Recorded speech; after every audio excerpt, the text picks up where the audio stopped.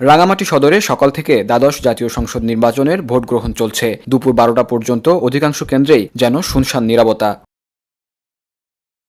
কুতুবছড়ি বড় মহাপুরম উচ্চ বিদ্যালয় ভোটকেন্দ্রে 4 ঘণ্টা সময়ে ভোট পড়েছে মাত্র 2টি। তাও দিয়েছেন নৌকার প্রার্থীর পোলিং এজেন্ট। কেন্দ্রটিতে 4 ভোট কেন্দ্র থাকলেও 2টিতে পোলিং এজেন্ট দিয়েছে নৌকার প্রার্থী। সেই দুজনই দিয়েছেন ভোট। মাঠেও নেই ভোটারের দীর্ঘ লাইন।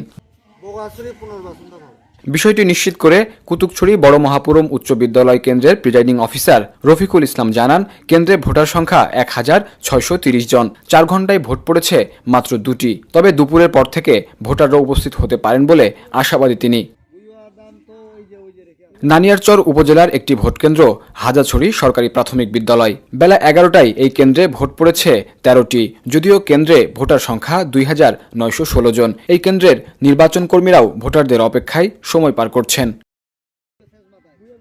একই উপজেলার আরেকটি ভোটকেন্দ্র ঘিলাছড়ি সরকারি প্রাথমিক বিদ্যালয় ও ঘিলাছড়ি উচ্চ বিদ্যালয়। বেলা 11টা 19 কেন্দ্রটিতে ভোট পড়েছে 37টি।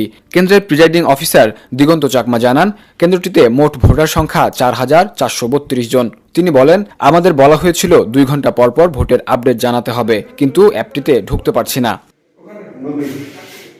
রাঙামাটি সদর উপজেলার আরেকটি ভোটকেন্দ্র দক্ষিণ কুতুবছড়ি সরকারি প্রাথমিক বিদ্যালয়।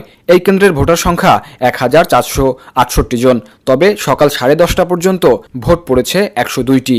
এই কেন্দ্রের প্রিজাইডিং অফিসার সুফল চাকমা বলেন, আমরা ভোটারদের অপেক্ষায় আছি, কিন্তু ভোটারের উপস্থিতি তেমন দেখা যাচ্ছে না।